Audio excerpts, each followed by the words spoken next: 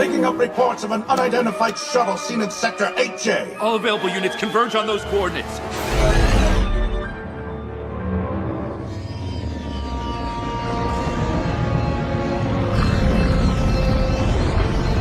Let's go!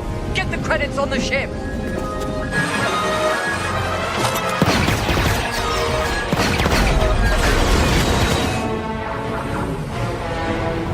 It's over! Drop your weapons! I said drop them! I guess we should do as he says.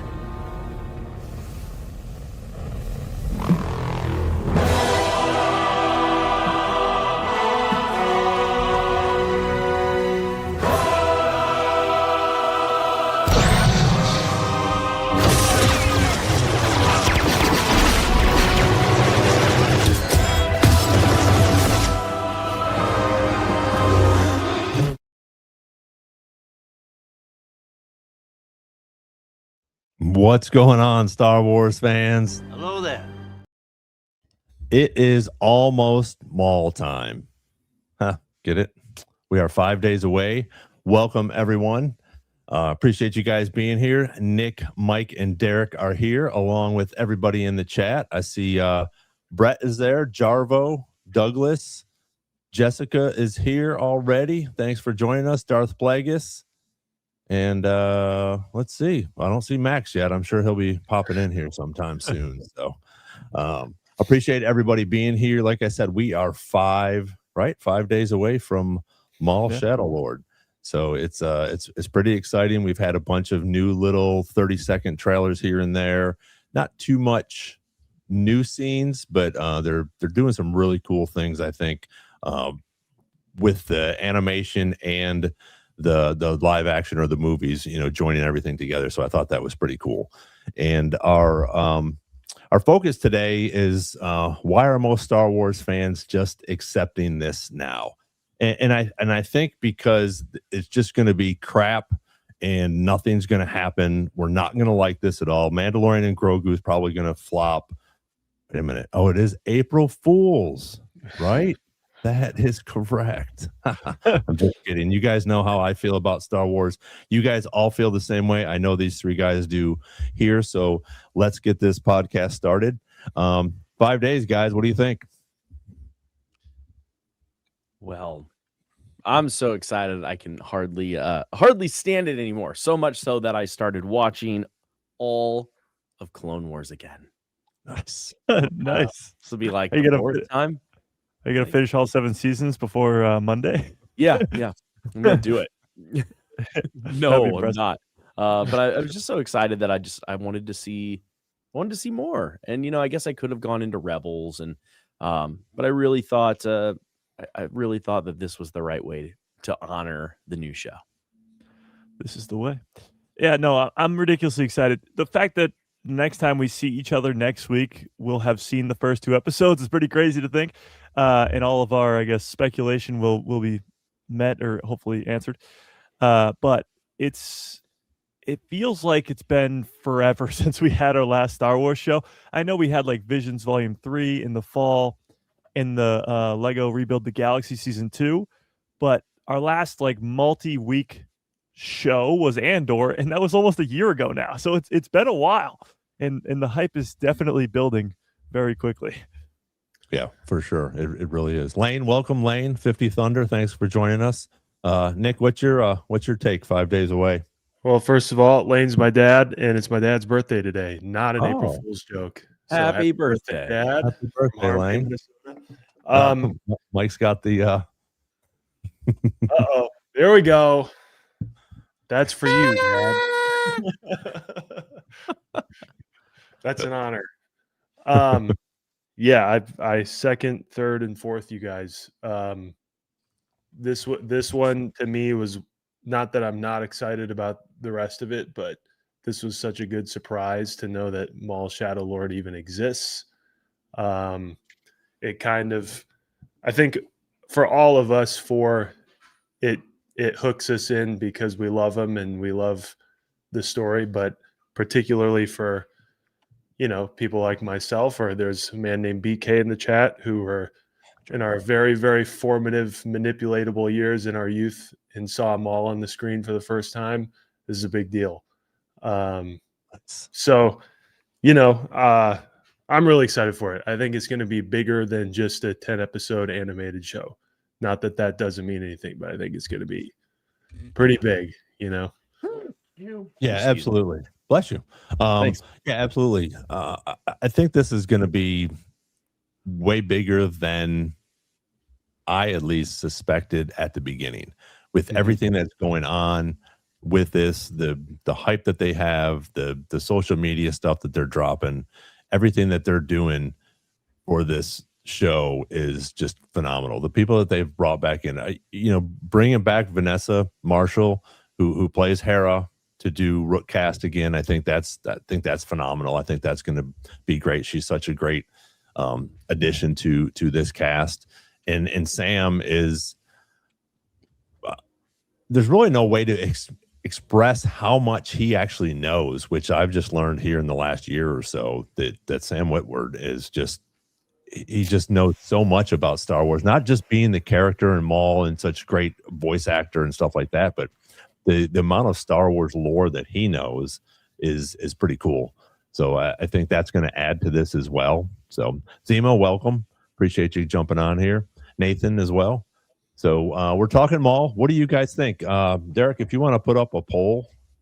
Love to. If everybody's up to this, if they're excited about Maul. And I'd like to know in the chat, what are you guys from 1 to 10? How excited are you for Maul? And are you going to be joining Mike and I on the watch party at 2 o'clock in the morning here, 3 o'clock in the morning Eastern time? We will be on. That's my only gripe with all this stuff. That's my only gripe with everything Star Wars. Well, not everything, I should say. The live action stuff comes out at like 9 p.m., which is great. Why not do that for the animated stuff too? I guess this Sunday would be Easter, which would make it whatever. But still, why not just put it out in the middle of the day? Like, really gonna make me wake up at 3 a.m? Come on. It's for the love of the game, Mike. Hey, I mean, I'll do it. I'm doing it. I'm doing it regardless, but could make it easy, Yeah, absolutely. 50 Thunder said 11:38 out of 10. So I think we're all hyped, and everybody that's in here is a big fan. So this series is going to be phenomenal. The scene that we just watched, the trailers that are coming out, I think everybody that's involved in this, like I was talking about a second ago, with Dave, being president and creative director, they're not going to miss a beat. The big thing is what are we going to see after this? I know we're always talking about stuff that's coming up and afterwards and 2027 with Starfighter and stuff, but I'm excited to see this season, but also see where they're going to go with this, because I guess it was an interview with Sam. You can correct me if I'm wrong, Mike, but he was talking about sort of like the plot to this is that Maul is going after everybody that's wronged him. Is that correct? Yeah. I mean, he pretty much what he said is at the end of season 7, you see him with a bunch of allies. You see him have that meeting with the Black Sun, the Pikes, and our boy, the Dryden Voss. And you see them have that big meeting on Mandalore right before Ahsoka and Maul have their great duel. So Maul had an empire, and they all sort of left him out to get captured by the Republic at the time. And then Order 66 hits, all this craziness ensues, and nobody backs him up. So he's out for revenge on those people first, and then Palpatine. So I think the first half of this show is going to be what we see in the trailers, Maul slicing and dicing Pikes and all these other people who wronged him, and then he'll go after Palpatine when the Inquisitors start to come and all that other craziness begins to happen. I will say something I found really interesting, and we've talked about this all the time, is will you have to have watched the Clone Wars? Will you have to know the character of Maul, watch Rebels to understand this series? Sam Witwer actually just tweeted something about this, and I think he said it in an interview too, to clear the air. And I have the tweet pulled up right here. It says, "I'm often asked what you need to watch beforehand to enjoy Maul Shadow Lord." And then it says ... Nothing. Even if you've never seen Star Wars, a film or TV show, Everything you need to know is in Maul Shadow Lord. So that means like being chopped in half by Obi-Wan, being trained by Palpatine, watching his brother die to Palpatine, getting tortured by Palpatine, his whole relationship with the Night Sisters, and like all of that will have to be explained in the show at some point. Yeah. Well, and I think they will. And that's my thing with Star Wars. You can take you just explained all of that stuff in less than 30 seconds. So if we go into a little bit more detail and he needs to sit down, maybe when they're doing their little tea party, maybe he explains sort of what's been going on and who tried to kill him and why they tried to kill him and what's gone on since then. And I think those are the things that we're going to get from that. Same with Mandalorian and Grogu. Same with Ahsoka. They always have something that comes up so they can explain it. But I also think they do a really good job of the story where you don't need to. I mean, it's just going to be a cool story, anyways. Here's a bad guy, but there's worse guys. This guy has powers. A couple of these other people have powers. And I think that it's going to be able to be seen, even if we don't get the full story behind Maul, it's still going to be a cool story. And who said it in here? Somebody said something, 50 Thunder. The animation, and I know it's growing on you, Mike, but I mean, it's phenomenal. And you almost forget that you're watching a cartoon. Mm-hmm. I mean, it's so cool. They do such a good job with it. And the story, and again, back to the, to my thumbnail for this, fans are accepting this stuff now because the content is so good. The content for all of these shows is phenomenal. Yeah. Yep. And when you look at like, why was Skeleton Crew not as beloved as it should be? Because all four of us love Skeleton Crew. And the argument is that the Acolyte came out before it. When you look at what came out before Maul Shadow Lord and the Mandalorian Grogu is Andor season 2. So it's almost like Star Wars fans are still riding on that high of how great Andor season 2 was into this next project. So people are at least have Star Wars in their good graces as of recent past in their minds, I guess. Mm-hmm. And to your point about Sam Witwer's tweet, I think they've proven many times over that they don't need to explain the whole saga if the story in the show is good. Bad Batch would be an example. Now, I'm not coming fresh off a Bad Batch, so correct me if I get anything wrong, but I don't think they, stop the show to explain the Clone Wars and explain all that stuff unless it's necessary for whatever's, they explain stuff with Camino because we have Omega, they're there. But, with Maul, I could even see them not really getting into a whole lot of like Kenobi stuff necessarily, and this just said he wants to kill him. And then it's kind of this reverse situation where, you watch Phantom Menace, see him get chopped in half, he's dead. And you watch Solo and he's there. Well, we got content for that. Go look at this. So if you're someone who's never seen Star Wars before and you watch Shadow Lord, you might be able to say like, oh, that's a cool story. What do you think happened? Good news. I got some movies for you. I got Clone Wars for you. So I think we have like such a, it used to be so exclusive to books and comics. You're like, well, in this comic, in this book, this is what happens. You should check it out. And people are like, yeah, okay, man, I'll check that out. And they won't. But now we have so much that's actually on screen that you can kind of do it. Like Maul is the only guy to do that with. You go watch a lot of Clone Wars, go watch Rebels, go watch Phantom Menace, go watch Solo. It kind of ties it all together. But to your point earlier, Mike, I think his whole thing is revenge, right? Anyway, like that's his whole. It's his purpose and it's his weakness. So I'm excited to see. I think we'll watch him. We see it in Clone Wars for sure, but I think we'll watch him actually get a lot of wins in this show because he needs a lot of wins to get from where we leave him in season 7 of Clone Wars and where we see him in Solo. And then he probably has a big old loss before we see him in Rebels, but we don't know. So Yeah, no, you're absolutely right. And I think to that point of like there's so much Maul already that people can go watch it if they like Maul Shadow Lord.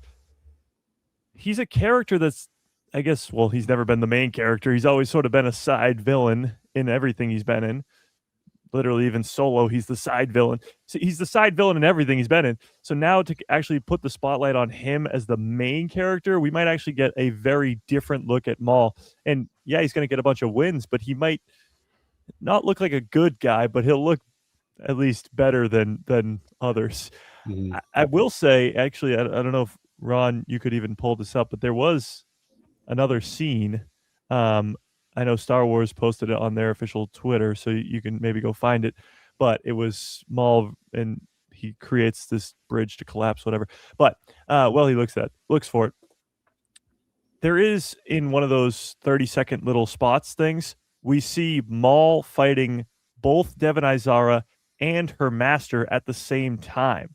A little 2-on-1 Qui-Gon and Obi-Wan versus Maul, but now it's Devon Izara, the Twi'lek apprentice girl, and her master, this master Iko Dio, fighting Maul at the same time. And it kind of was different than how I thought this show would go. I thought that Maul would try to just lure this girl to the dark side. Somehow, some way, her master would die, and that would just be like, okay, she doesn't have that pull to the light anymore. This is going to be a lot easier than we thought. But from what the trailers are now showing us, it seems like the master is going to be around for a while, and Maul might actually have to, for lack of a better word, OSHA this situation, which is the acolyte, where Chimere kidnaps OSHA and then makes her turn to the dark side. And Maul might have to do a similar thing with Devon here. Yeah. And yes, it only took 16 minutes to bring up the acolyte today. I think you brought it up earlier. Oh, yeah, you're right. There we go. Yeah. Yes. All right, Well, you it guys doesn't. keep talking. I'm gonna try to. I got this, and I'm gonna try to pull Okay. it up. So go ahead. My question to you guys, I guess, is with Devon and this Master Iko Dio being in the trailer, do you think that means we'll be seeing, I don't want to say more familiar faces, and I also don't want to say a Jedi, but another Jedi, like another lightsaber wielder, if they're showing us those two? We are on a planet. Well, we are on a planet that is in the underworld, so there's no Imperial presence. This could kind of be a safe haven for at least 2 Jedi. Why not 3? Yeah, I mean, we definitely get 2 familiar ones: the Crow and Marak. Yes, but they're former they're Jedi. former Jedi, or at least wielders. I think it depends, Mike, because like, is Marak going to be an actual character and not just sort of a bowling pin, or is, and he's clearly been, by the time we see him in Ahsoka, he's clearly been night sistered up, so does that happen here? It seems like it should, if they're fighting, and well, it would be great. It would be great, honestly, to see Maul be the one to take his body to Dathomir. Yeah, that would be cool. And I think it's more like, if Devon it's Devon Izara, right? Is the young Twi'lek girl. There could be a scenario, where he might be trying to turn her, but it's more important that they have to work together to get past Inquisitors and stuff, that sort of thing. But yeah, I don't know. I think there's a lot that could happen that seems like it has to happen. Like, he has to reestablish his control of the crime stuff, right? And apparently he goes and just massacres a bunch of Pikes over it, right? Yeah. And then they're being chased by the Empire, and by Inquisitors. I said since Rebels Season 2 finale that Maul has confronted Vader at some point. Not sure if we're going to get that. It would be pretty sick. And then you have whatever's going on with the 2 Jedi and him. So I would think it's all just happening at the same time. And Devon Izara is a, reluctant passenger, and he's going to work on her. I don't know. But the Tea Party scene that Ron brought up earlier, I think will be kind of like this turning point of defining what the show is. I think that's where we get to sit down with them and kind of see what the actual score is. and his interpretation of events like we get from him in Clone Wars Season 7. Yeah, I do like that. I like the idea that we're going to actually see, from a dark side perspective, him just lure this girl to the dark side, just mess with her like he did with Ezra. But he does it with Ezra so seamlessly. Like, this is going to be him sort of figuring it out as he goes, which would be cool too. And you brought up the Inquisitors. It would be awesome if Marok, well, obviously dies, and then he brings him to Dathomir. But with Vader, I don't think Vader will be in season 1. At least I hope he's not. Like, it'd be a little quick. I think we'd rush into things too quickly if Vader's coming after him right off the bat.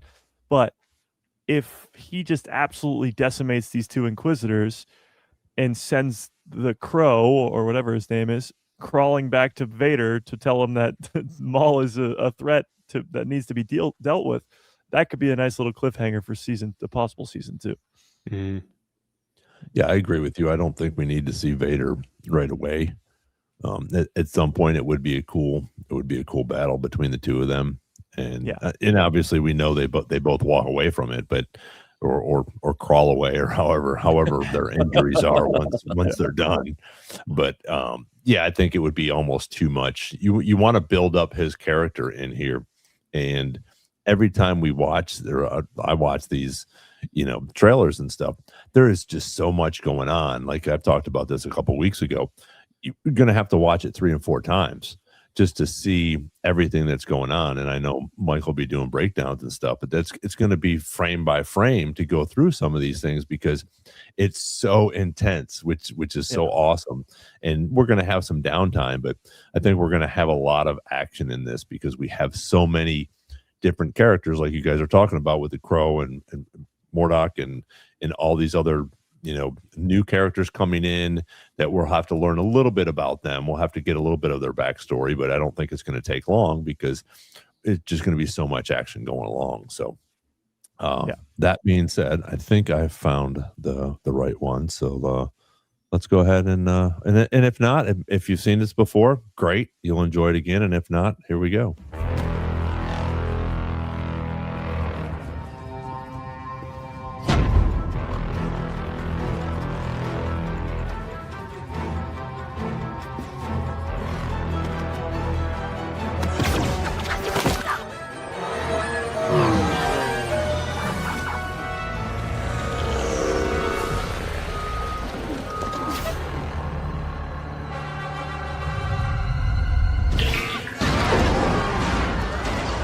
Emergency on the walkway!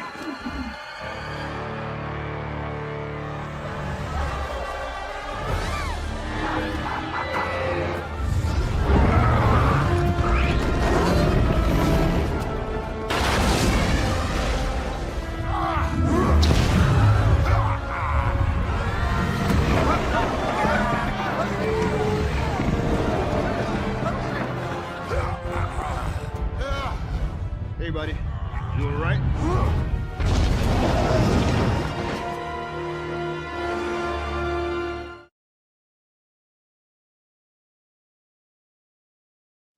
It's just so good. And I'm guessing, and I'm sure you know, Mike, but so like at the beginning there, it looks like her master's out there.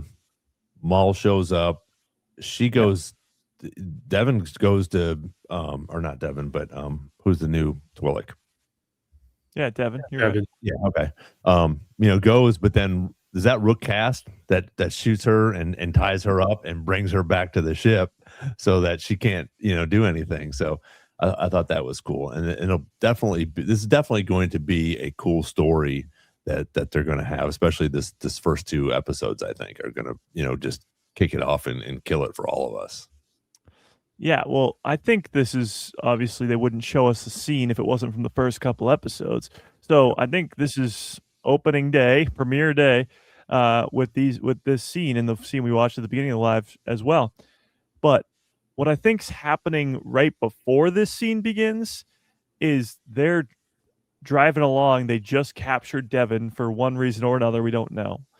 But in I think the first teaser trailer that we got, you see her master, the dinosaur-looking guy with his staff, like hit the ground, and a ship in front of him goes flying up in the air. So I think that is what happens right before this scene, and then you're seeing them. They're the ones that flipped up flipped up in the air. So it crashes down, and then Maul comes out and very easily just takes that bridge down, which is awesome. And then that's I guess, because he knows that the Jedi will have to save the innocents. He's very familiar with that concept. So, and then he gets to steal the girl. But I guess the question is, why does he want to steal the girl? How does he know the girl? Like, there's so many questions about it. Right. And what point is she at? Was she going to help her master when she's running out there and before Rook cast, so and she's not, doesn't look like at the end of that scene, it doesn't look like she's fighting too much. She sees what's happening. So I think she probably knows, excuse me, at this point, what's going on. And she's going to go, I guess, along for the ride and see how where this takes her and what they're going to do at this point. This also makes me think the Master is going to be around for a lot longer in this series, because he's going to try and make a rescue attempt at his Padawan and try to take down Maul and all that. So at first I thought this Master was going to be gone right away, but it seems like he's going to be a pretty recurring character in this series. I'm always hopping on your death count of a show, because I thought so too. I thought he'd be the early out that kind of gets her mad so Maul can work on her, that sort of thing. But it is a little more of an OSHA thing, But you alluded to it earlier. I never kind of trust that the trailers or the clips have anything more than 1, maybe 2 episodes. And that's brilliant on their part, because they can, sell an entire show with just cool scenes from the first episode. I have more about that to get into later, so I'll stop there. But love it. Nice cliffhanger. Yep. Another thing I saw was that the Inquisitors in this, because we've seen a lot of Inquisitors. I mean, from Tales to Rebels, they're everywhere. But somebody, Brad Rouse, he was the showrunner for the Bad Batch. He's also a supervising director or whatever for this show as well. But he said, we talked a lot about how we wanted these Inquisitors to be as creepy as possible, creepier than we've ever seen, horrifying, in fact. So when we thought seeing that trailer that was very, jump scary, screeching noises, whatever, to make it feel like a horror show, we thought that was sort of just a stylistic design for a trailer. That might actually be the feel of this show. He's saying that the Inquisitors are horrifying in this series. That's crazy. Well, I guess that's also my next question. Do we have a rating on this? I don't know. I don't. Because that might tell us a little bit more. Yeah. How dark are they really going to go? I don't know what the rating is. I don't even know if they've released it yet or not. But it's not going to be. It's not going to be Star Wars Rebels. It's not going to be even the Clone Wars. It's going to take the next step to be a darker show. Yeah, it's going to be a little bit more Andor. Yes. Yeah, which would be cool, I think. I mean, they're doing such a good job bringing all of this to fruition.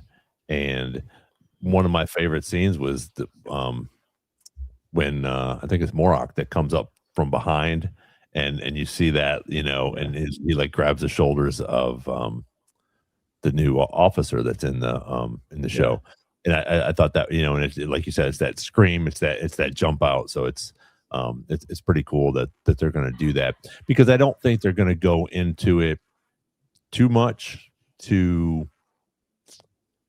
on the scary part in reference to horror. I think it's more of like you were saying, and they're saying that these Inquisitors are going to be some pretty scary guys, because you have the Crow, you have Morok that are, you don't really see their faces. I guess the Crow, that's probably his face, with his species. Where Morok, we don't get to see his face, so we don't really know what he looks like. But the mask that he has on is pretty scary as well. So welcome, Dave. I just looked up the rating, and it's not disclosed yet, but it's expected to be TV 14. And Gemini said, "Hey, here's a breakdown for the Maul trailer, and look who they threw up there." Oh my God, that's me! Yeah. No way, that's sick. Yeah. Yeah, a guy who loves Star Wars, March 16th, 2026. Go check out Mike's breakdown. You're the number one Gemini. Come Look through, at man. you. And crazy. hey, Yeah. Liz, congratulations. You are almost at 200,000. Yes, that video performed horribly too. I'm surprised. Yeah, It says while specific mature ratings are not yet fully disclosed in all regions, the series is described as the darkest in the franchise. darkest in the franchise is crazy. AI can be wrong sometimes, but Yes, obviously, but still, it Since has when?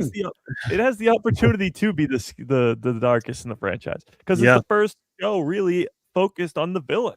The Acolyte is just by name, but Osha starts out as the hero and then becomes the villain. This is really the villain. And the only thing I think I can compare what I think this show's going to look like is episode 5 of The Acolyte, the forest, where Chimere is or I guess episode 4 into episode 5, when all the Jedi are standing there and he floats in behind Osha. Yeah, Osha, and then just flicks her off to the side. Like that. That is the scary level that we're getting to here with I think Maul Shadow Lord with the Inquisitors and with Maul, because Mauls can be pretty scary. Well, and I also think that they're going to move a little bit into that, and we've seen that in the Mandalorian and Grogu trailers as well. I mean, we're going to get some pretty graphic stuff coming up these next few. Ahsoka, I don't think it'll be as gruesome, so to say, but I think that Mandalorian, I mean, again, he when he walks in and shoots that fire blaster and then just pops them 2 stormtroopers, I mean, and just gives the other one just a good one just to make sure that he's dead. You know, and I've said this before, and I put a clip up today in reference to it, but this Maul series is going to be John Wick with lightsabers. I mean, there's going to be so much death in this, but that's the bad guy and the worst guys. And I think that's where people are going to have to look at that and see that, because some people that don't know who Maul is or aren't sure, they're going to think, oh, okay, this is the main character. This is sort of the good guy. But once you get into it, you'll see that he's not such a good guy, but could be better. He could be worse. And I think that's the cool part about Maul. Yeah. Well, to your point, I think like whatever the opening scene will be to make it obvious that this is about the bad guys, it's going to be Maul just killing a bunch of people. Like it's going to just be probably him going to exact his revenge on the Pikes, just slaughtering them. Like that could be the opening scene of the show, just to establish what's going down, who this guy is. If you've never seen it before, if you've never seen Maul before, you're going to immediately know that he's a badass and he's not to be messed with. Mm-hmm. And by Dave Filoni's own explanation of the Phantom Menace, like Darth Maul is purposefully and obviously looking like, you take one look at him and he is obviously the one embodying, the evil on screen, right? Yeah. In this case, I think you're right. They'll make him pretty bad right away. You'll start to understand him kind of like you understand him in season 7 of Clone Wars. Like he's not wrong about it. He just doesn't know all of it yet. His pitch is not unreasonable, but people like us kind of know where he's coming from. So we're kind of like, don't believe him. I think we'll kind of understand him more. And I feel like, I don't know how they're going to do it. I feel like we end either the season or the series with him kind of, what do you call it? Losing our sympathy. Like, I think he's going to begin and end bad in order to preserve that part of him. Cause it's kind of like his whole thing is, he's like Sisyphus, like Sam Witwer says, he keeps pushing the boulder up the hill, and by his own, issues, it just rolls back down. So I think that's kind of this show, I think, will show that. I just don't know how, if it's with Devin, if it's with what he's working on. And it also depends, we've talked about it before, like how long are they going to stick in the time frame? Like, does the next season go farther? if there happens to, I know this is crazy, if there happens to not be another season, like, are we getting multiple time frames or just a story right here and right now? I don't know. Yeah. But Yeah, it'll be interesting to see if we get some flashbacks. Two things I wanted to say real quick in reference to Mike being so famous. It was sort of cool that that popped up, but Nick Perry that we've had on the show before, he sent me something today about the lightsaber. The guy that made the lightsabers from the camera things and stuff, Mike, that you put up, and it was my video. It was your video. He sent me that, and he's like, "Oh, look at this!" And he's in California, and he sent that to me, and I was like, "Dude, that's one of the guys that comes on the show with us." And so I thought that was sort of cool too that it was yours. But what do you guys think about the opening for this? Is this going to be just like the rest of the animation that we're going to get a title and then we're going to jump right into it, or do you think we're going to get something that sort of explains it? Each episode, or where they are, or are we just going to roll right into it and they'll explain it during the show? Derek, what do you think? I think it's going to be like this dark, mysterious kind of entrance. A little bit on the Andor lines where it's just like, hold on tight. You're confused at what's happening. They want you confused. You're going to find out the info, but it's not going to be the way you think you're going to find it out. And I hope for that, because I love the mystery of Star Wars, especially it started with Rogue One and the whole Rogue One Andor and how they kind of built that story. I want more of that. And I think this show could really do that. Mm-hmm. Huh. Yeah. Well, I certainly hope that it starts with war over Coruscant, like, the Clone Wars openings. No, I don't know, because I'm struggling to remember how the opening episode was for the Bad Batch or for Rebels for that matter. But with Clone Wars, you had that. You just had that narrator guy who comes on, tells you what's going on, and it was nice. But I don't remember how the Bad Batch began. Was there any sort of crawl or words on the screen or anything? Let's turn it on. I don't think so. Where's my I don't Disney think there was Plus? either. I think so maybe I can't remember if they do like a cold open and then do the Bad Batch thing. I know they do the Bad Batch thing and then a dark screen with like Arial font of what the episode's called. And then we're in it. So I do remember that. Yeah. So I don't know. They might just throw us in the deep end like they did with the Bad Batch then. Here's Max Rebo. Yeah. Oh. Yeah. Yes. So yes. it burns Oh, away. I remember that. Yeah, it burns away. That's good. Yeah. So I don't know. I mean, maybe they'll do a little opening crawl type thing, and not like a crawl that goes down the screen, but like Ahsoka did with just the words on the screen. Mm-hmm. It wouldn't hurt. Just in terms of telling us where we are in the timeline wouldn't hurt. That's why I liked Andor. It told you what year it was. Like, that's a little thing, but it's kind of important because for a lot of people, you don't know where you are in the timeline for a lot of different projects. So hopefully something like that. I think it'll be a mix of like Bad Batch and Ahsoka. I think we'll either get like it'll be shorter info than Ahsoka, but more than just the title page. And I hope all that like red and black blood looking thing in the trailer of like kind of the branding of the show. I hope that's a part of the opening. I think stylistically all right. Very cool. So Bad Batch. Oh, it does open with that. Really? Yes. Only the first episode does, right? Yeah, and it says Aftermath. So so it burns away and it says Aftermath, and then that comes on. Interesting. Wow. It's amazing. Like, how can we forget any of these I know. details? It's not like there's that much to remember. We're stupid, I guess, We are. Yeah, now that there's 7 seasons of the Clone Wars and 4 seasons of Rebels and 3 Bad Batch, we gotta know it all. Right. Is there any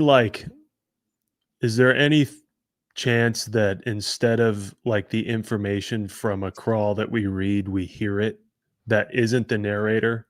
So like, even if it's past quotes from Maul, like when he's talking to Ahsoka, to kind of like, I don't know, they're really good. I mean, remember when Obi-Wan came out and they put together a little like Yeah.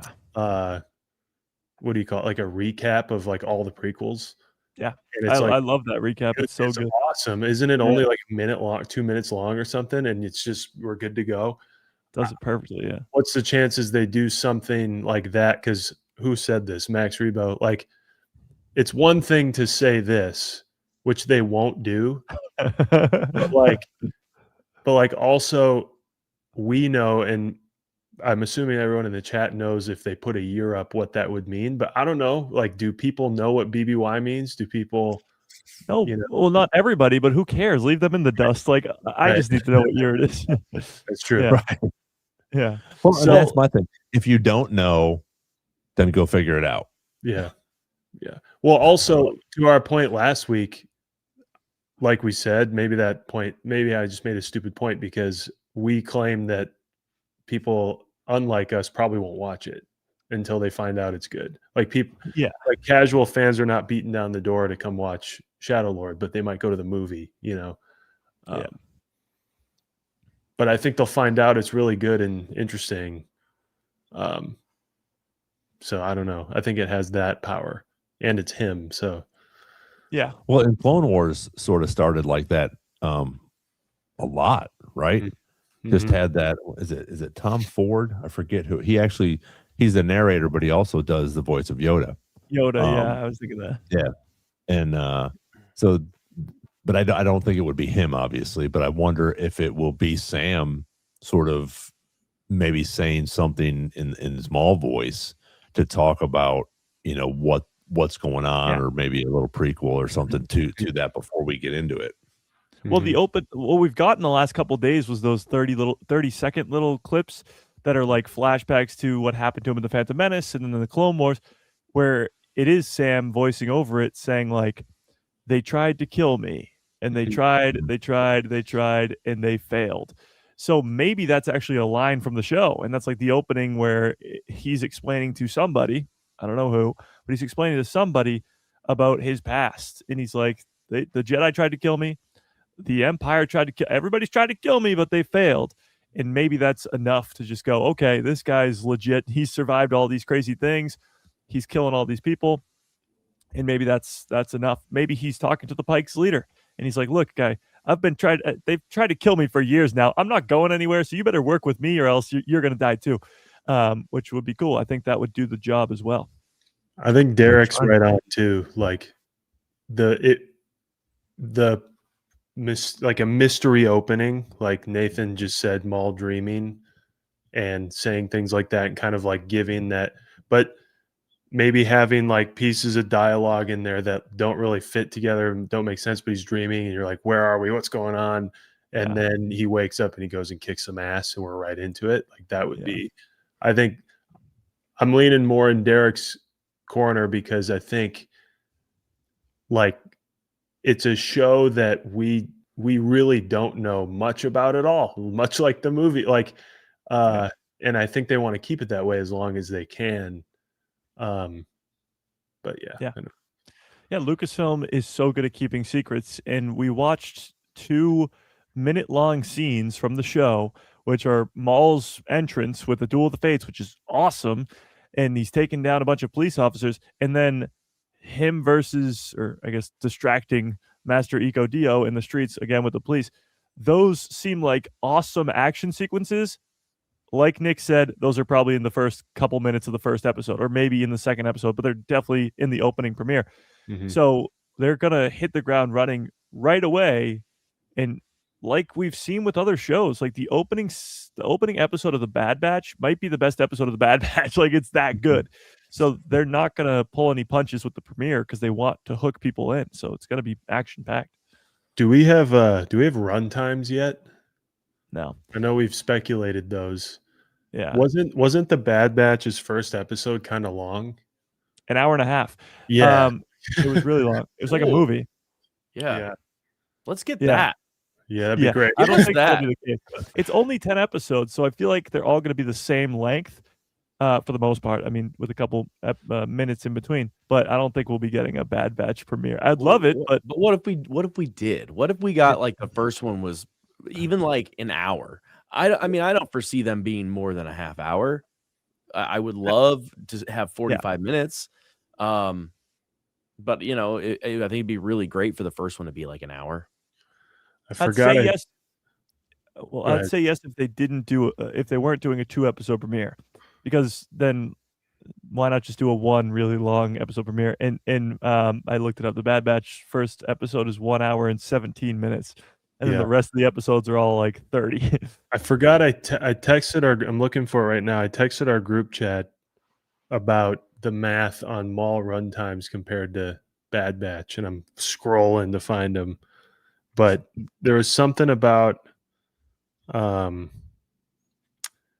like I had calculated the total runtime of a Bad Batch season, and then if you take that down to 10 episodes for Maul and you wanted the same amount of runtime, the episodes would have to be like an hour. So I don't think that will happen, but I do think I'm like Derek, I think they could be 45 minutes. Right, and I think that would be I think there's 2 possibilities, because Nick, you had the great theory from a couple weeks ago that there's already a second season ready to go. Yeah. Because they've been working on this for so long. So I think it could be one of 2 things. One, they've already got a second season ready to go for next year, and they'll announce it as soon as season 1 ends. Or 2, they've been working on it for so long because the episodes are so long. Even though it's 10 episodes, they're just really, really long. But I don't like, why do that? What would you rather get? Would you rather have 2 seasons of shorter episodes or 1 season of longer episodes? And it's the same runtime? Like total Let's runtime? say the 2 combined, like 2 seasons would be just a little bit more, but not a lot. Yeah. I'd probably take the 2 seasons just because it's an extra year of hype and Star Wars content. Plus, like, I like the week in between where you can go, holy crap, what's going to happen, with a cliffhanger ending from the last week's episode, and there's less of that. But I feel like that would be them going way off script from what they've been doing, because their animated stuff has been pretty consistent with its run times and how many episodes it is, and maybe I don't see them switching it up that much for Maul Shadow Lord, although it is only 10 episodes. Well, and with the Bad Batch too, we got to see an introduction to them beforehand in season 7 of Clone Wars. So I don't know if I'm sure you probably did, but I found this other trailer and I forgot that I did want to play it. And this is I like this because this is so cool, because all through it you'll hear him say, "I master the Force, and the Force serves me." Oh yeah, that came up today. This just came up today. So let's since we're talking about Maul, let's watch it. You have been replaced.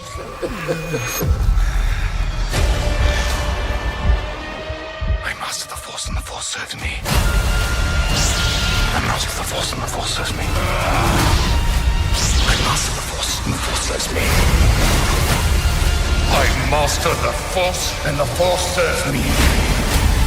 I master the Force, and the Force serves me.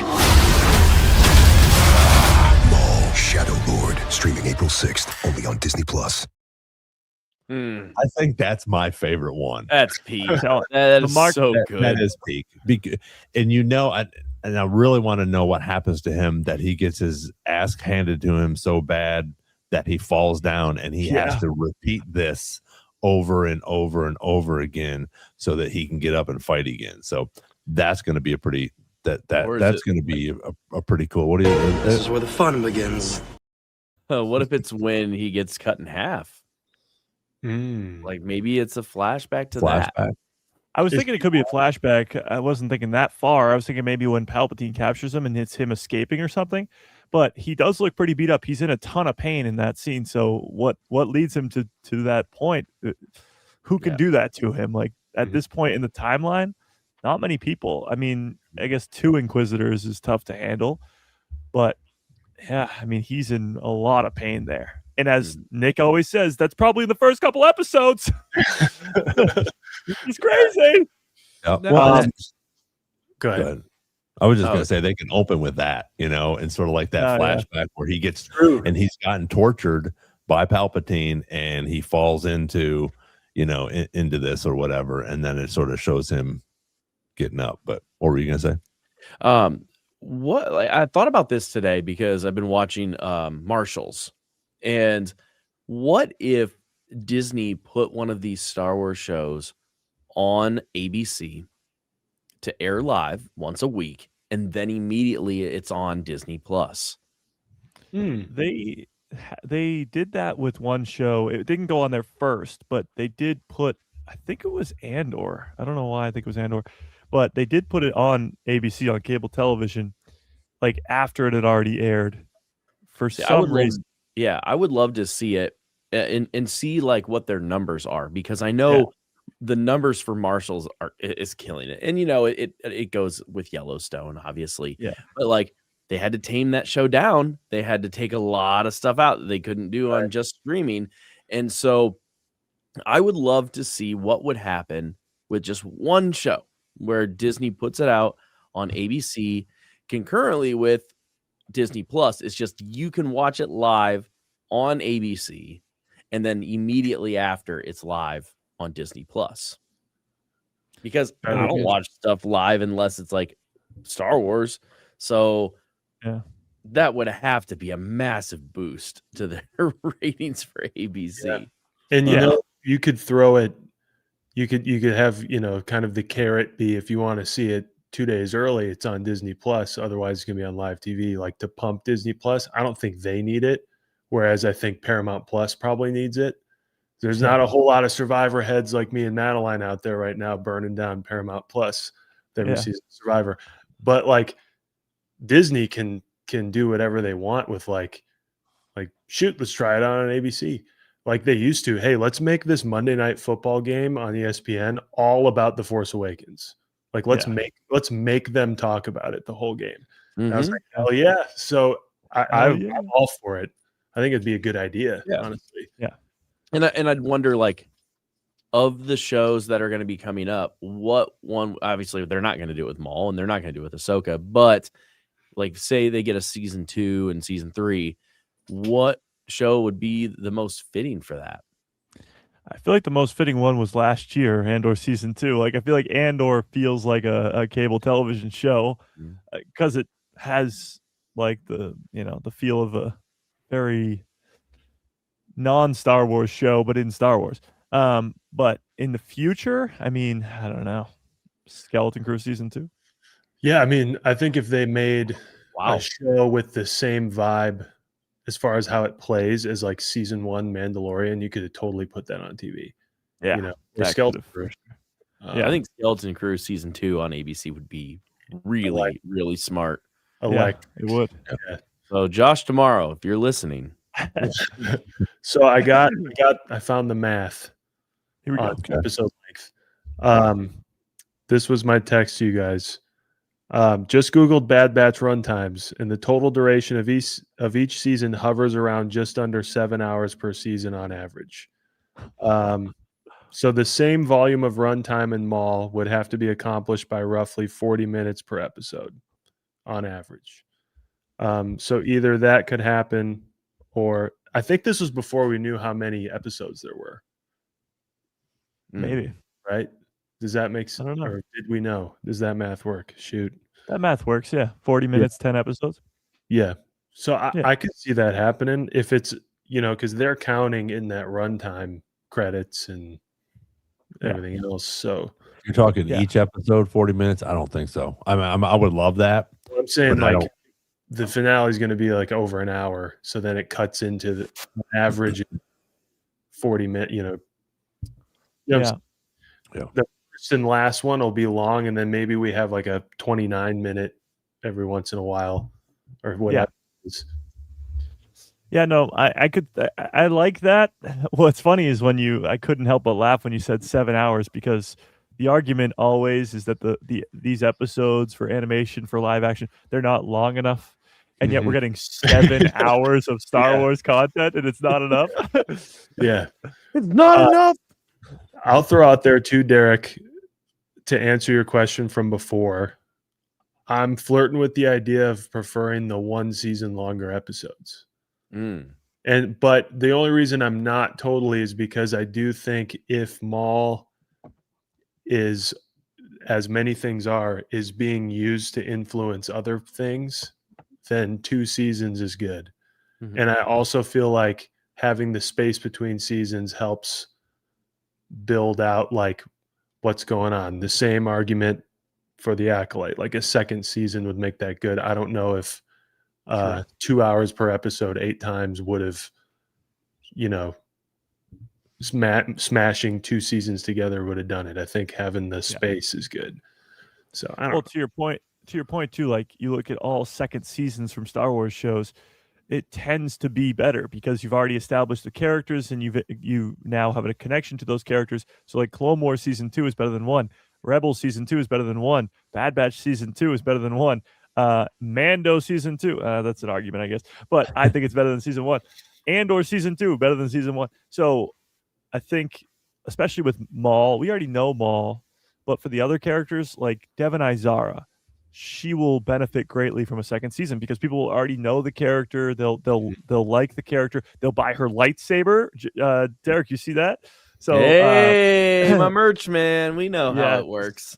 So on Monday, they're doing Devon Izara. I think it was 3,000 exclusive or something. Yeah, 2 or 3. Devon Izara's lightsabers will be for sale at Galaxy's Edge, but it's like a very limited amount. So if they're doing a lightsaber on the character, like she's going to be around for a while. So then people can get her lightsaber. People can like the character.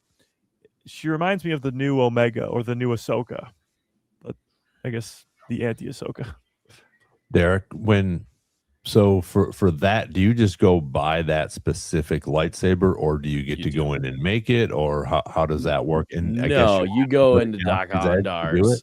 Yeah, you go into Doc Ondar's and they've got a big table or big like display, and they have all of the legacy blades they have available in there.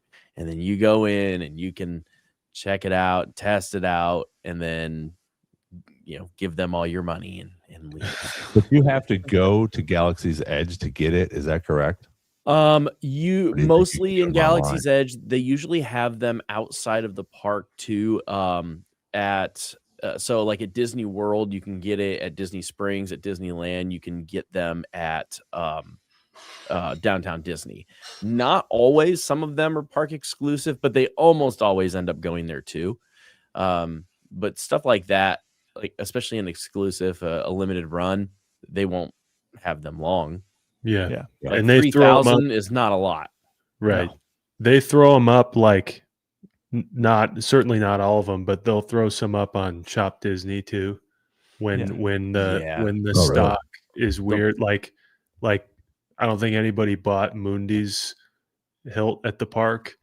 So like you can get the like we only made so many box set of Kiadi Mundi's lightsaber because that was maybe a miss, but it was like meant to like pump the Acolyte or whatever. Yeah. So like in those situations, or like really, really, really popular characters that they made a lot of, they'll throw them on Shop Disney. Yeah, then they'll also do they have a store for employees, for Disney employees, and they can go and like they had like Rey lightsabers there for like $50, and they had some Kylo Ren ones there for like $50, and like so they'll do that, ones that they just can't move. But then you have the opposite, like my cousin and I, like we went and I built one, and he bought a legacy blade, and he got one of the temple or the one of the Temple Guard lightsabers, like one of the white ones. And, I think it was like $150 or $160. And they didn't make a lot of them because they were like, they didn't have a lot of faith that one would sell well. And now they're like $900 online. That's crazy. And it's by far the best one I've seen. And it sounds so good. It's yellow. It's so good. Yeah. So I wanted a Obi-Wan like Phantom Menace one. And when I went, a couple of years ago, they were like, dude, first week we had them, that was it. Like they're gone. Then I have a special edition parts one from Savi's workshop where they did like recycled parts from around the galaxy. And like my emitter is a blaster, and that one was a pretty limited run, but they didn't say how many because you get a pick between your parts. So there's like 3 different sections, and you have 2 options in each section. So that's or actually technically 4 sections. And so you have a choice. So they don't say like, oh, this is how many we have left. And every now and then you can go up to Savi's workshop and be like, do you have any extra parts? And they'll be like, yes. And then you can buy just pieces of those, and then you can like really like kit match these and that's what I want more of. Yeah. But it's hard to come by. So yeah, those will be pretty cool. Yeah, we're about an hour in. I understand that. So thanks, R2. Nick, I know you have some stuff that you were possibly gonna ask some questions. Yes, funtivities. Let's go. Oh. We kind of already started the main one. It's Maul-esque. As Mike pointed out, this is our last time talking before Maul is premiered to us all, which is kind of crazy. So we a long time ago had like a big long discussion. I want to do just like the final one because next time we meet, we'll have a lot more context, and the world will never be the same. Yeah. So, I'm just going to call this final thoughts and predictions for Maul. Here we go. So, first off, what are your predictions for the characters? We already kind of talked about Maul and like his revenge tour, what you think. Maybe name just like 1 or 2 characters a piece and what you think is going on, and then we can kind of like have that in mind when we meet next week and see where our predictions are at. So, Derek, why don't you start? With characters? Yeah, just even if it's Maul, just like what their journey is. I can start if you're not ready. Whoever's ready. Yeah, I'll let Mike go. Don't put me on the spot. I'll go first. I'm not ready yet. Pick me. So I think honestly, by the end of this first season, for the character of Devon Izaro specifically, I think when you look at like the titles of the episodes, episode 9 is called like Strange Allies or something, and that could be in reference to somebody crazy like an Asajj Ventress or a Boba Fett or whatever, Cad Bane, but it might just be in reference to this girl, this Twilight Apprentice, and it takes the whole season, but by the end of the season they finally come together and are maybe master and apprentice, or at least have some sort of relationship there. So I could see her story by the end of it, her fully being a dark side user. Now the problem that there may be with that is they're selling her lightsaber. And if she becomes a Sith or becomes a dark side user, she might have to get a new lightsaber and bleed that crystal. Now, maybe that's to sell even more lightsabers, but I'm here for it. I'm here for it too. I mean, why not? Maybe it would be great. It changes. It'd be great to see her bleed a kyber crystal. I'd be down for that. But I think she'll be fully dark side by the end of the first season. 100%. Her master fully in the ground by the end of the season. Dead for sure. The Brander Lawson character is an interesting one to me because I don't know if he'll die or not. He's the police on Janix, but I don't think the police are going to be the main villains here. They're going to be the good guys almost in a world of bad guys. And I think the Inquisitors, Marok, is definitely going to die. And the Crow can't. But Brander's sort of a big question mark for me. And then like Rook Cast, I think she'll survive, and Icarus and Scorn, they might just be cannon fodder. A lot of death for sure. As usual. No, what? No. No. This is a first time thing. Yeah. I'm a little upset that Max Rebo took the wind out of my sails. I think the Cal Kestis will show up. Oh, wow. Actually, I really don't think that Cal Kestis will show up, but my offer still stands. Poncho.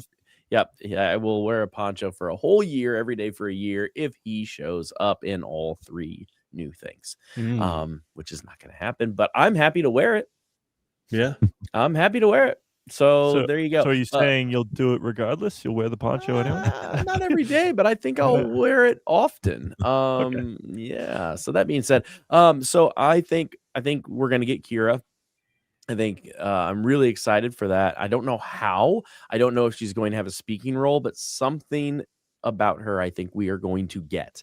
The other thing I think we're going to get is I think we're going to get a little bit more info on the Hutts. And I think that's going to eventually play into Mando and Grogu. Beautiful. So yes. So especially like we know in the animated series stuff, we've seen more of the Hutts. And we saw the Hutts in Book of Boba Fett.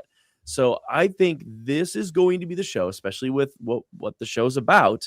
We're going to get a lot of Hutts, and they have they even put them in the trailers yet? No.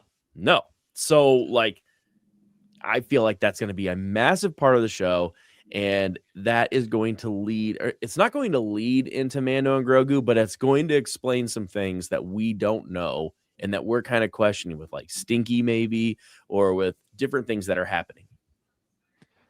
I like that a lot. Just to piggyback off it a little bit, I didn't even think of that. The whole Kira stuff. I don't know if Kira herself will be there, but Dryden Voss for sure, because Dryden Voss was one of those people with Maul in season 7 of the Clone Wars. So if he's fighting the Pikes, he's going to have a conversation with Dryden too, and we'll see if Dryden's still on his side or not. Because by Solo, he is on his side. So that might mean we're getting a lot of Dryden Voss in this season. And again, he's a guy who's not in any of the trailers. Mm-hmm. Yeah, I think we'll get a cameo from him. I think Kira will, before the show is done, I think we'll definitely get her. I think she was a big fan favorite in Solo. And I think that'll be somewhere towards the end, if not maybe next season or the season after that, because I think we still have a lot of ground to cover. Dryden Voss for sure. And I agree with Derek on the Hutts. I don't think we'll see a lot of them. I think we're definitely going to see them because of the crime syndicate. I mean, there's some of the biggest besides the Pikes. I mean, there's some of the biggest crime syndicates in the galaxy. So I definitely think we're going to get some sort of part with the Hutts. I don't think that Devon's master will die in the first episode. I think it'll be a couple episodes in. And I also think that it's going to take time for him to turn her to the full side. I think they'll get together. They'll work together for, maybe to take down the worst guys, but she's going to see some stuff that he does and some crazy shit that he does and be like, whoa, wait a minute. Maybe my master was right. This guy is pretty dark side. Yeah. He's not a Darth anymore, but he's pretty dark side, and he just doesn't give a crap who he kills. And he's going to go after all these people because, like you were saying, all of the trailers and stuff we're going to probably get in the first 2 episodes. And I think we're going to get, the little tea party where he's going to try to talk her, and tell her a little bit of a story. But also I think that's going to be part of the story where normie fans are going to get the information about him and what's going on in his life at this point and how he came to this point where he's at. So I think that'll be interesting. And my thing with him, as much as I love him, when he killed off oh my god, Bo-Katan's sister, Satine, thank you. That for me was like, you MFer. I was like that. I was like, damn, that's brutal right there. So he still is an agent of evil, and I think that's what's going to be some of the big stuff when we do the screaming and the horror scenes and things like that. Even though the Inquisitors, they showed that in the trailers, I think we're going to get some of that with him as well, because he's just not going to have any mercy on anybody except for someone that he's going to get on his side. I think we'll get Rook Cast and his whole little entourage. I think they will already be developed. And I think we'll get a little bit of a backstory as the show goes on. So I think that, that whole scene that we just watched, I think all those, the 2 Dathomir brothers, Rook Cast, and whoever else he has in his crew, I think that'll already be formed. But I think we'll get some more information on that as we go. So I don't know if any main characters will die in the first 2 episodes, maybe towards the end, so we get a little bit of a cliffhanger for the second one, but I think that'll be interesting because I think we're just gonna see a ton of people die, but not some of these main characters. A lot of stormtroopers, a lot of pikes, different things like that. But I don't know what else. I think we got to leave some stuff for the next episodes. We can't kill everybody in the first 2 episodes. So that guy B, thanks for showing up. Appreciate you being here, Zima. So I like Mike, go ahead. Go ahead. Oh, I was just gonna say I like the idea that you brought up that like maybe by the end of this first season, Devin has seen who Maul is and is like, maybe I don't want to be a part of this because the two of them are separated. By the time of Rebels, at least they're separated. They're not together. Whether she's dead or alive doesn't matter. They're separated. So she might not be fully on board with the Maul bandwagon. And actually, it made me remember something, so I brought it up over here too. The showrunner and writer, Matt Miknovitz, main head writer of Maul Shadow Lord, did a bunch of stuff on the Clone Wars and whatever. He said that the relationship between Maul and Devon Izara is, quote, not going to go the way you think. So we're all thinking it. We're all thinking it's Darth Talon. We're all thinking that this is going to be Master and Apprentice. So not going the way we think. We could be in for a little Uno reverse situation going on here. So with that, very interesting. Yeah. So with that, and something that Ron said. So Ron, you said he's no longer Darth. So we know that. But after I've been reading the Darth Bane books again, and during that Brotherhood of Darkness and whatever, they don't call themselves Darth anymore because they abandoned the rule of 2. And that's when he comes back and says, I'm Darth Bane. He declares himself Darth Bane. So we know that like in the Clone Wars, after Sidious gets Count Dooku, he basically replaces him, and Maul, he actually like says like, I'm formal, or I was Darth Maul, now I'm just Maul. Could he be making a case for him to be Darth Maul again in this show by getting his own apprentice? Huh. I like that. Yeah. Back again. Well, I guess the reason for Palpatine coming to kill him and Savage in the Clone Wars is because the rule of 2 is out of balance. He already has Dooku. Right. So maybe Maul is like, if I get an apprentice, then I'll be the rule of 2 and we'll go take down Palpatine. Yes. I like that. That's what I'm also thinking. Yeah. I like that. Which is a great theory, but it's not going to happen because Palpatine will war with him again. Yeah. Doesn't mean that he's going to win. I mean, obviously we know he's not going to win, but like, could that be like he gives himself the title Darth again? He's getting an apprentice. I also like the idea. They don't do it as much. In the movies, there's always a Lord type of thing. But like if you read Darth Plagueis, they don't call each other Lord, or whatever. They call each other the name they've been given: Plagueis, Sidious, Tyrannus. So Maul is what he would be called amongst them anyway. But like I agree is he seems so keen on like, I can't do it myself. Ahsoka, come help me. It's like we all love Ahsoka, but like what is that going to do for you? Like what is I feel like there's another angle to getting an apprentice, which could be to satisfy that power in that position, right? Like because again, we all love Ahsoka, but like at that time in the world, like would the two of them walking in on Palpatine and Vader like do anything? I don't know. No. But walking in on well, not like that. Can you elaborate? Yeah. Is this some kind of headcanon you got going on, Nick? What's going on here, buddy? I saw Mace Windu, Kit Fisto, CC Tan, and Egden Kolar walk in and get worked. So anyway, I think that'd be cool. I think he would be just as fascinated with starting like his own Sith as he would his own criminal enterprise, but I agree with you guys. I think I was a little skeptical of the Talon thing because it just seemed like it was right in front of our face for a reason, I think it would be interesting to see it go a really weird way, and that's why he's so smooth with it with Ezra. Like it's it's not as like smooth as he thinks it's going to be.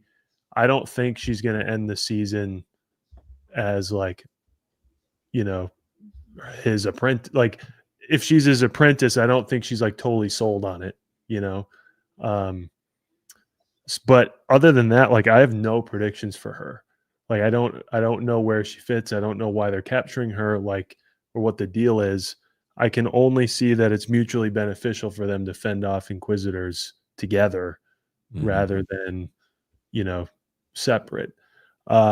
This, who said this? I think is Bagelsman 96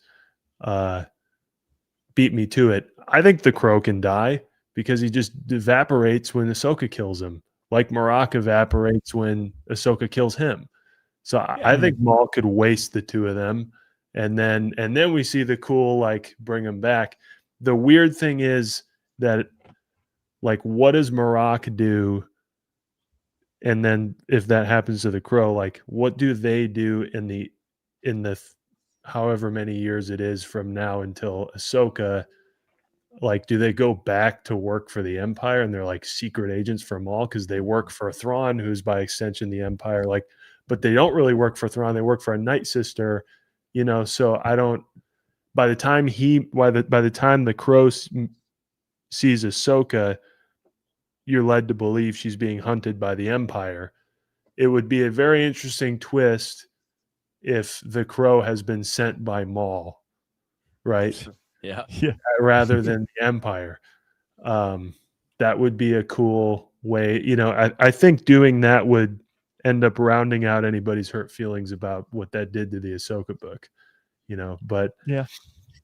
I had one more thing about characters, but yeah, I think we'll see Maul be real bad. I'm interested to see how Derek, I think you nailed it. Like the Hutts will be a part of it. At bare minimum, the underworld in Maul will inform the movie. It won't it won't be like a direct Easter egg thing, maybe, but it'll really help get your mind right for the movie, which I think is a brilliant move. Well, I mean, we'll probably see what's his name, Embo or whatever. Embo, yeah. I think we'll see him. Yeah, there is you got to think there is a reason that this show is coming out just a month before Mando. They could have spread this out a lot more. Maybe it wasn't ready, but they could have put out Maul 3 months ago, or they could put it out by the end of this year. Like they didn't have to put it 1 month before Mando. Maybe there's a reason with all the connections. It's confirmed that it's a year after Order 66. Actually, no. I've been seeing very mixed things here. Sam Witwer said a year, and then he said about a year, and then I saw a Star Wars official article that said a few years. So it's somewhere in there, but so it's not. Generally, Empire's very new. You know, Inquisitors are out, probably pretty successful at this point. So anything could be on the table. Like, do we get him?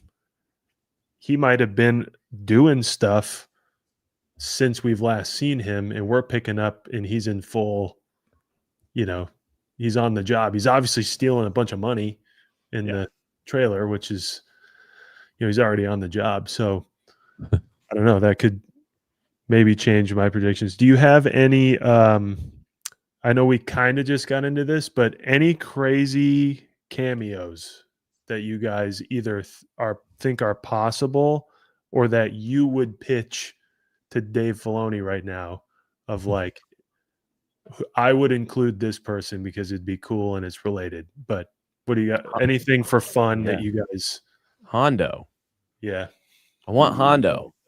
And I want a lot of Hondo. That'd be kind of cool because Hondo, by the time of Rebels, is sort of like a lone guy. Is like a loner, and he's just, you know. But in Clone Wars, he's got a whole crew. So I'd like to see it in between of that. Mine would easily be Asajj Ventress. Last year, we got the Tales of the Underworld that set her up to have this big future. She was brought back from the dead with the Night Sisters. She is a Night Sister. The callback to Maul's home and Dathomir. All the connections are there. All the pieces are there. And I believe somebody told me this yesterday, and I don't know how true it is, but even the voice actress for Asajj Ventress, Nika Futterman, even she was saying that when she came back for Underworld, she was like, "This is just the beginning. This is just the beginning of seeing Asajj Ventress back. There'll be plenty more." So I think, yeah, Asajj would be great to see in this show. Well, if we get Asajj, we have to have Marin, which means that we'll also get Cal Kestis. Right. There you go. We know Maul is based in Dathomir by the time we get to Solo. So, See, come on, it's not Speaking that of far-fetched. Nika Futterman, if you guys haven't already, we have a really cool interview with her on the channel as well. So she actually was running a little behind, and she pulled over in her car and got on a Zoom with us. But such a cool person. Obviously, a great character that she portrays. And I'm going to agree with both of you guys. I think Hondo and Asajj, and I think we will, maybe not in the first 2 episodes, but I definitely think we will see the 2 of them at some point through this first season, because like you said, Mike, you have this whole Tales of the Underworld with Asajj.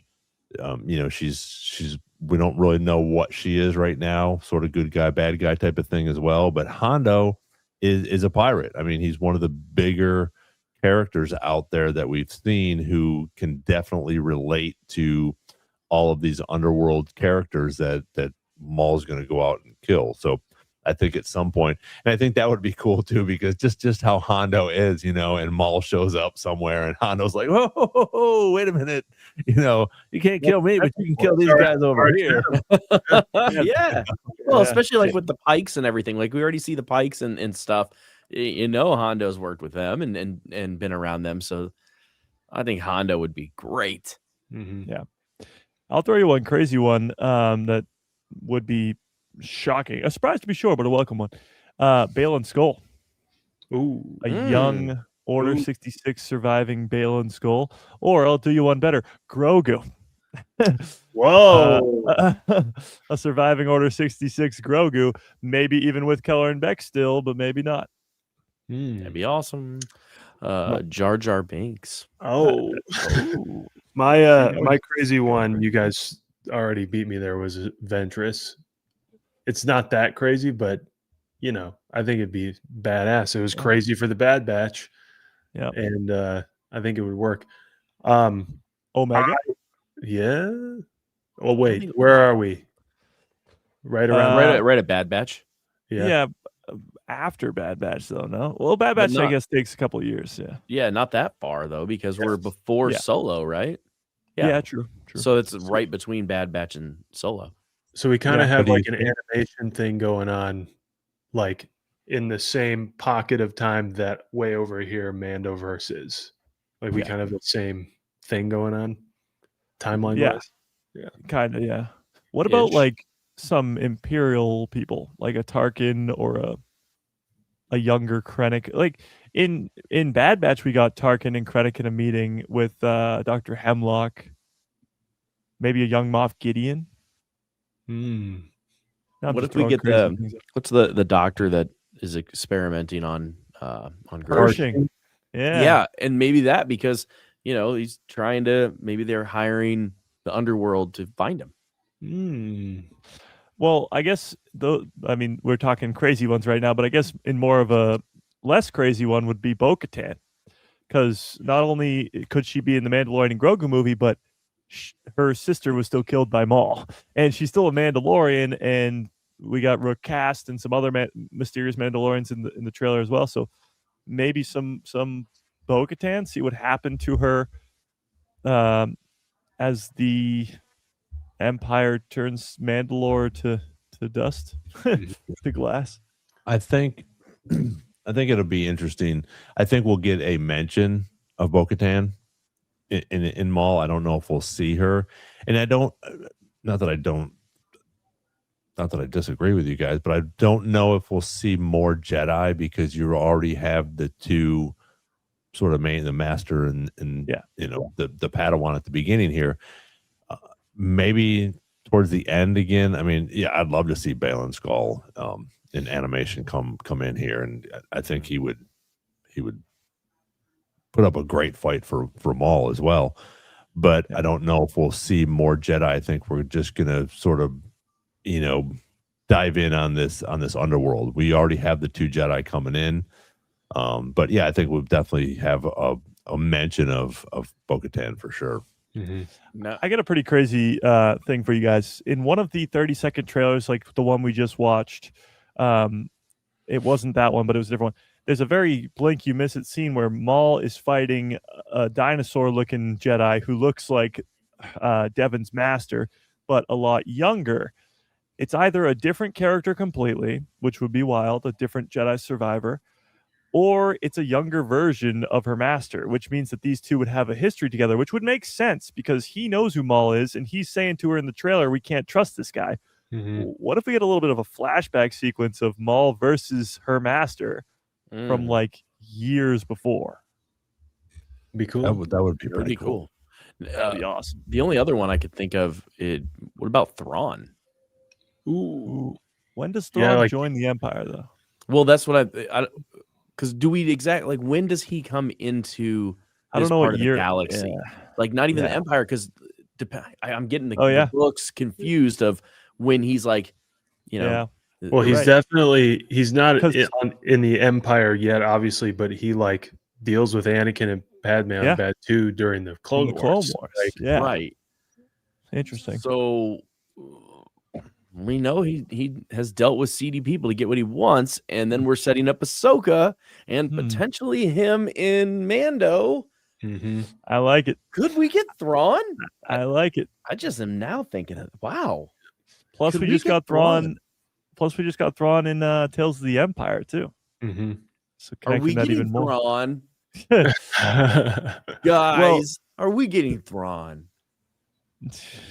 To that point, though, like to see, I guess when you bring in the underworld, you got to talk bounty hunters too, like Boba Fett, Cad Bane.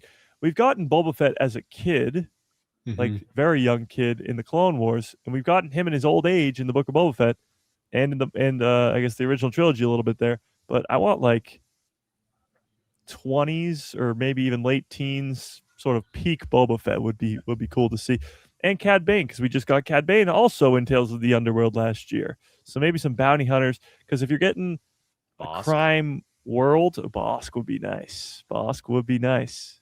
You're talking about the same people, Matt Miknovitz, Brad Rao, Dave Filoni, the people who gave us those stories with Bosk and Cad Bane in the Clone Wars series, so they could easily bring those characters over. Be great. Let's do it. I'm in. I give my approval. They can do that. And they would be cameos, which would be cool because I don't think they're going to be. It's just like when we see Bosk in don't we see him in Clone Wars? Yeah. Yeah. You know, just things like that. You know, just like we see Chewie in Clone Wars for a minute. I think we could definitely see all of these people pretty much that we're talking about. I don't know about. I mean, I'd love to see Cal, but I don't know about Cal and Marin. But I think a lot of these other ones. I'm just saying. We don't need that negativity in here, Ron. But I think all the other ones definitely could pop up there at some point, especially because of the Tales series. They're not throwing these things out there. They didn't introduce us to the Bad Batch for no reason whatsoever at the beginning of season 7. Yeah, I mean, if Tails boosts your odds to be in the show, then you got to throw Barris in there too. You know, yeah. We're getting Inquisitors. Why not Barris? Yeah. The last person that I would throw out there that I feel like we already know we're at minimum getting a mention of is Palpatine, but I want to see Sidious, not Palpatine. I don't want to see the Emperor. I want to see the guy that Maul knows, right? Yeah. Like the guy that comes to Mandalore and has fun giggling while he's putting them two away. Like I want to see that guy. Palpatine, Emperor Palpatine is great, but I want to see, like, I think this is a type of show where we get to get weird a little bit and get to see like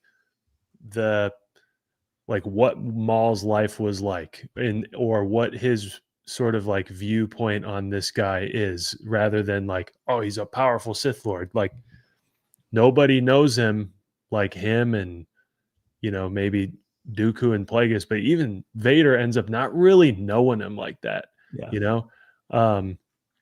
So I want to see that. And I don't think we're gonna see it. It would be great, but I think we're gonna hear about it. Well, Because you also have like we're still in this zone of from that point on when he's getting tortured by Palpatine, and he says like you're gonna be my tool.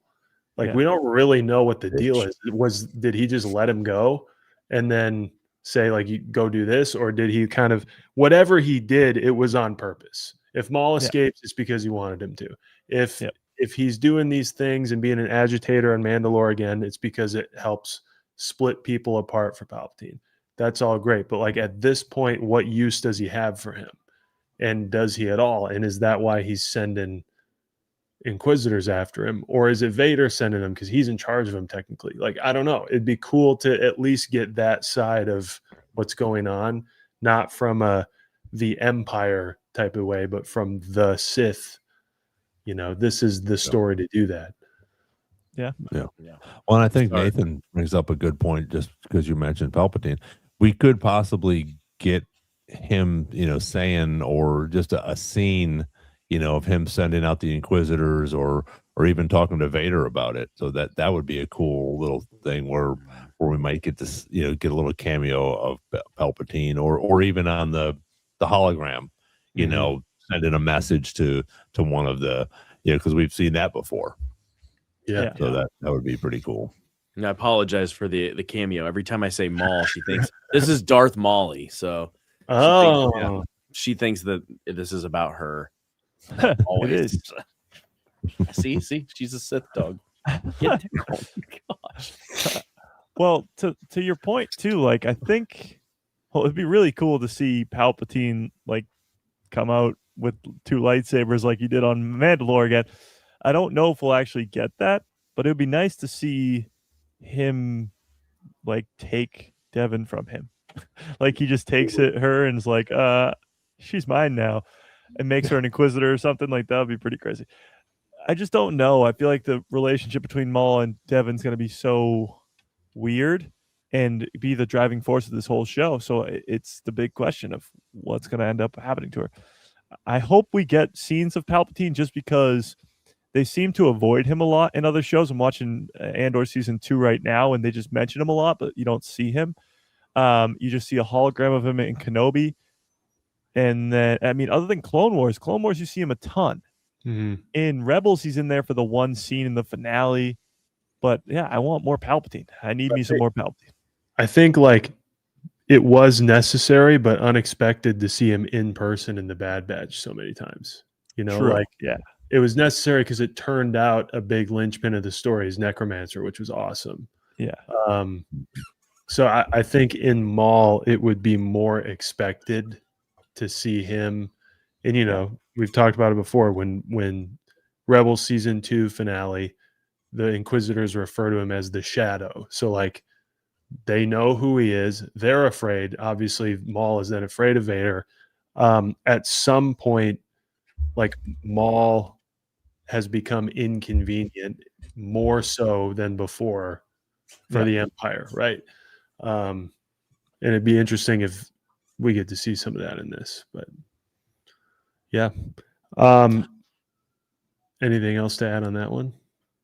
I do want to say, and maybe I'm wrong, but Max put up there that he thinks that Vader orders the Inquisitors, but I thought in the trailer, somebody says the Emperor wants you dead.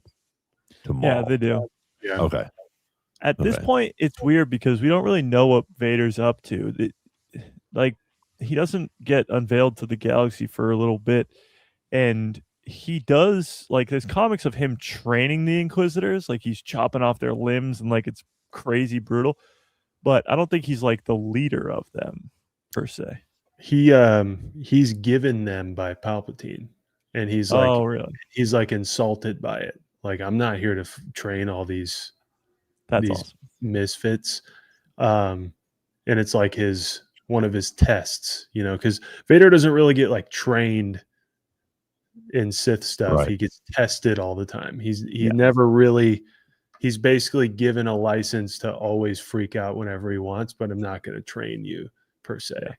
And that was one of the things. And I want to say in that comic you're talking about, he's kind of like ordered to be in charge of them.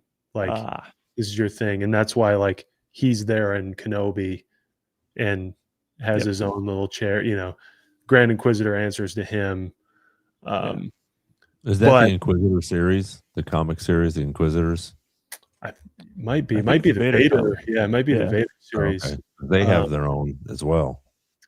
Yeah, and someone, put it in the chat if you've read it. If Jacob's here for sure. But like he also, to your point, Ron, like the Emperor put that together and unveiled it to him at the Jedi Temple. So like the Emperor obviously has, some hands in it, and at the end of the day, his word goes. But when does he openly decide to tell Vader, I want Maul dead? So Vader tells them, the Emperor wants, who knows? Right. But, to that end, I wanted to highlight some things that we may be discussing all year with stuff coming out, maybe with exception to Ahsoka season 2, because we already know where the story should be going. I'm going to name a couple of projects that did something to us like prior to starting it. So we saw trailers and we had all of our theories and speculations and what would make sense. I'm going to start with The Force Awakens. Nothing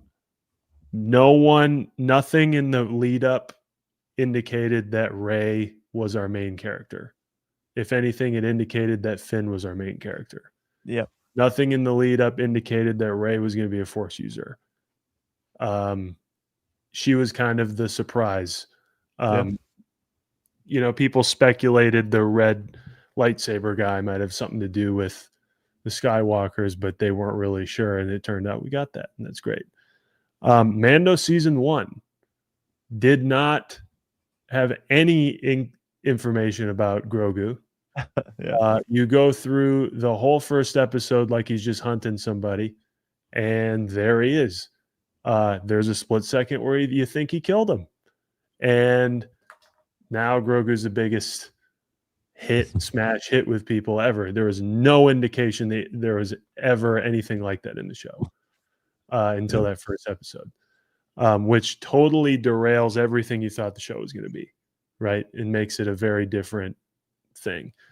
I would argue to some extent the prequels are that way, because I think people maybe thought you'd be specifically only following Anakin in a similar way that you're following just Luke. I feel like of all the trilogies, the prequels have a more of an ensemble feel than like maybe a bigger, like equal footing for everybody, even though it's Anakin's story. If that makes sense. So my question to you is, are you expecting from Maul a similar curveball where we kind of are actually focused on something that we haven't thought of yet? Or will this be kind of straight ahead? I'll also throw out Bad Batch. One of the bigger, cooler, huge things that the Bad Batch ends up being about is Necromancer. Would you ever have called that, No. going into it? So, yeah, I mean, that's tough. It could very well be that Devin Izara is like our main character to a degree. Like the Bad Batch is called the Bad Batch, but it's really like the Omega show. Mhm. So maybe it's called Maul Shadow Lord, and Maul is a main character, but it's more so the Devin show.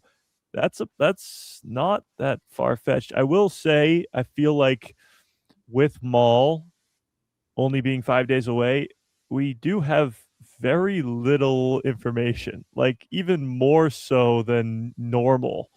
Like we don't know where this story is going to go. Like it's only 10 episodes, it's only 5 weeks, and yet we are kind of trying to put the pieces together and we don't really have any pieces. So it could be a big old twist of we don't know what we're doing here. We don't know what's going to happen. We could have Hutts in there. Hutts aren't in the trailers. We could have Dryden Voss in there. He's not in the trailer. It could be a big old switcheroo. I like it. I think we will. I think we'll get twists and turns that nobody saw coming in all three of these projects, even with Ahsoka. As much as we've talked about, Devin being Darth Talon, now that whoever said, you think that it's going to go in a different direction than what it is. So as much as we'd love to see it, and if it comes to fruition, that would be awesome. And Mia Goth ends up being Darth Talon next year, and that would be cool as hell. But I think all three of these, and even Starkiller, we're going to get some surprises in that, because we always do. I mean, look at everything that happened in the OGs, with Ben dying and Luke, Luke finding out that Vader's his father. I mean, nobody saw that stuff coming. So I think that we're going to, as much as we can sit here and speculate and look at things and stuff, some of the things that we've talked about are absolutely going to come to fruition, and it'll be cool to see that. But some of the other things that they have that they're hiding, or that they're going to spring on us in all three, and then next year in Starfighter, all four of these projects, we're going to get some fun things that we're going to blow our minds. And I think that's the fun thing about Star Wars, and why we can sit here and talk about it for 2 hours or 6 hours a week with Mike, and and still be surprised with stuff that's coming out and going, man, I didn't even see that coming, but it makes so much sense, and it's so cool. And that's what I love about Star Wars, that it just continues to surprise us, but also keep us thinking and being able to understand what's going on in all of these different projects. So what you're saying is, just like Vader is Luke's dad, Maul's going to be Devin Izara's dad? Wow. Well, Yoda's Grogu's Well, dad, the right? bottom. Never mind. I'm not even getting to this. We're not playing this game. Uses the Force, whatever. I think there's going to be a lot of twists and turns, and a lot of moments. Like, that's explaining some stuff we didn't know, and it's going to be thrown in really fast, and they're not going to dwell on it much. I think it's just going to be like yeah. Yeah. So that's what I think is gonna what we should expect. Yeah, I'm with you, Derek. I think it's gonna just get out and kick ass and keep going. I don't think there's any. I hate using the term filler, because I love it all, but like, there are some episodes and shows that just are a bridge point, for the next thing. I think Maul's just gonna keep going every episode. In which case, like, when it does deviate from what we're expecting, we're not going to have time to like dissect it and think about it. We're moving on to the next thing, and it's going to feel natural after the first viewing of the episode, and it's going to make total sense. Same way Grogu being there feels natural once you start watching The Mandalorian, but it's really shocking right away. But I like your thought. I guess I didn't put that together. I was that the Bad Batch could be the Omega show, even though it's an ensemble thing. Yeah. Them putting out Devin's lightsaber is not for no reason, although they did put out Mundi's lightsaber for no reason. But I don't know. I just thought this is the last point where we're going to get to not dissect things and just be on our own with trailers. And I feel like whatever we need to get out right now, speak now or forever hold your peace. Yeah. Because it's going to be wrong or right. It's probably going to be wrong. But actually, everything we've said the whole time is right. All of it. Yeah. True story. Up here. I'm excited for us, you guys. Yep. It's going to be amazing.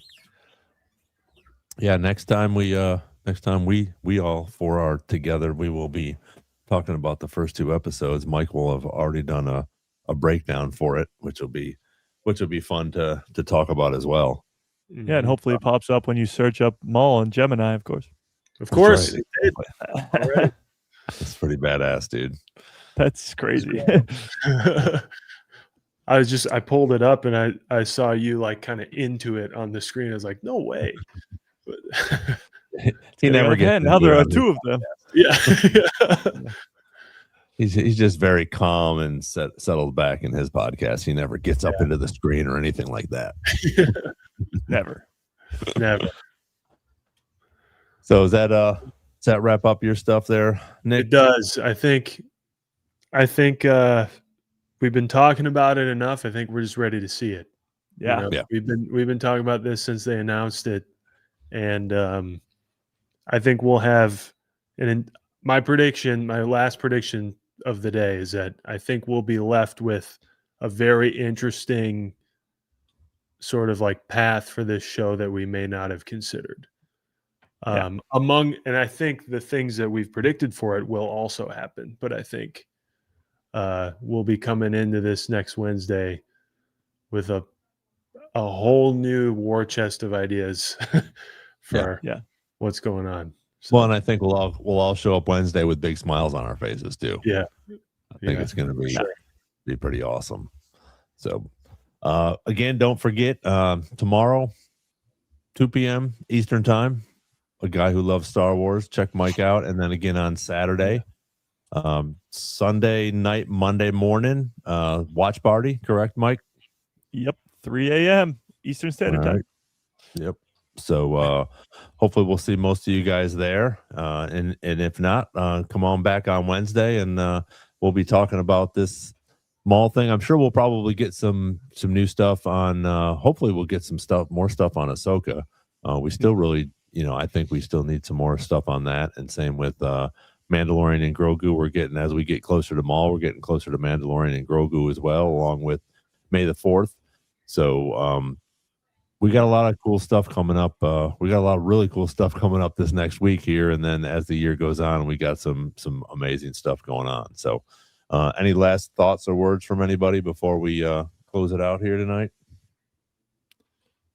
Hopefully there's something as All right, R2. Yep, I'm starting to talk droid all of a sudden. Yeah. Honestly, I'm hoping that we get something, the Book of Boba Fett theme, how it was just Boba Fett being chanted. I hope we get something like that for Maul. A theme song, Kyner Bros never miss, so we'll see. Yeah. Well, and somebody brought that up in here earlier, to hear some of the prequel music in this Maul stuff is pretty cool.